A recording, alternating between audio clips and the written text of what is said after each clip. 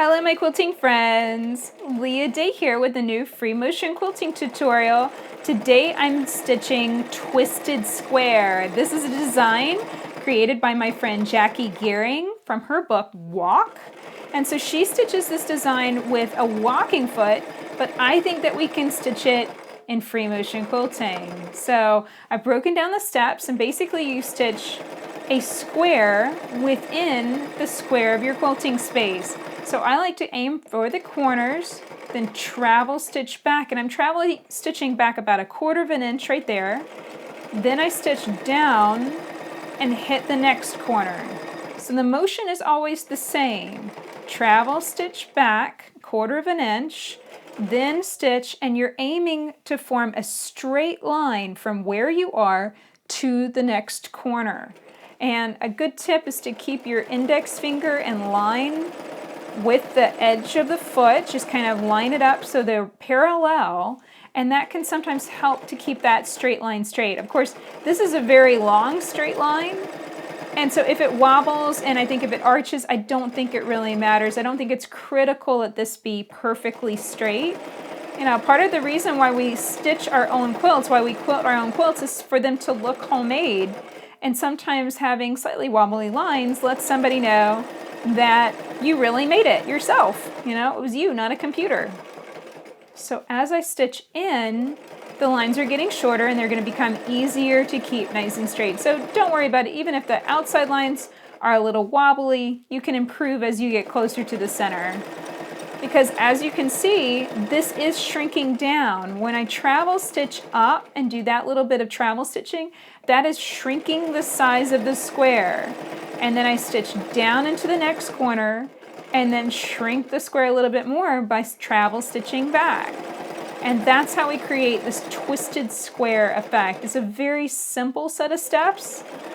And I think that this is something that anyone could stitch. You know, as long as you can stitch a straight line and do a tiny little bit of travel stitching, you can probably manage this design. As far as where I think it will work best, I think this is going to work best in open blocks, in a space where you can start on the edges and stitch inside and just really let the design expand, well, start big and shrink down, I should say, but let the design fill the space completely. I don't think that this would work well if you tried to kind of squish it around other motifs.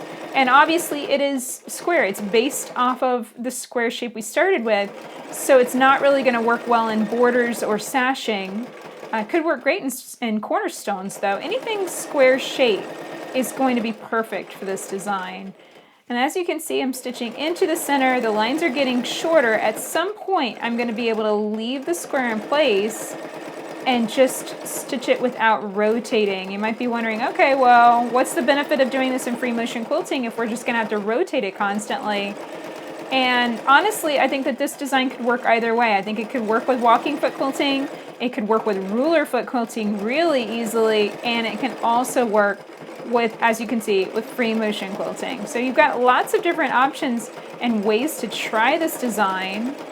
And then as you can see, it starts to shrink down here and things get really fast whenever you're stitching into the center. So what I'm trying to remember is just the steps: travel stitch back, stitch my line, travel stitch back, stitch my line.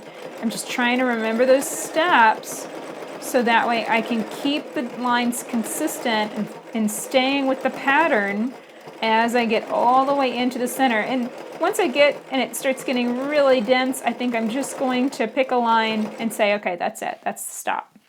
So that's it for Twisted Square. As you can see, this is one cool design. So I got to thinking, which is sometimes a little dangerous, but I really wanted to cover a quilt with this beautiful twisted square texture. And I was trying to figure out a way of doing that in a very simple way where I wouldn't have to mark a lot of the design, and I was having trouble figuring that out. Then I realized, what about printing it on fabric? So this is a new design that I've created for Spoonflower. Spoonflower is print-on-demand fabric, so you can order as much or as little of this as you need from spoonflower.com, and it's the twisted square design in rainbows. I'm going to come up with a couple other colorways too, but this is what I'm starting with. And basically you can quilt the squares and then go inside and quilt all of the twisted squares within it. And the idea here is that you could baste a quilt that's maybe really busy on the top and put this is your backing, but you would baste it in reverse. So your quilt top would go on the bottom, then your batting, and then this would go on top. You'd quilt it from this side with the twisted squares design. It would cover your quilt with beautiful texture, and I think it would be much easier to quilt, especially if your quilt top was really busy.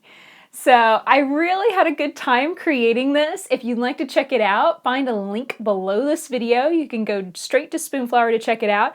I have printed this onto Minky, which is slightly wider. I think it's 54 inches wide, and I got 2 yards of it. So I'm looking at maybe basting a quilt with this stuff and stitching it up a notch with the twisted square design. If you'd like to see a video on how I do that, let me know in the comments below. I'll make a video if enough people want to see it. So let me know if you'd like to see a tutorial like that. I really hope that you enjoyed learning how to quilt twisted square with me today. If you have any questions or comments, please leave them in the comment area below. I can't wait to help you learn more about quilting. Until next time, let's go quilt.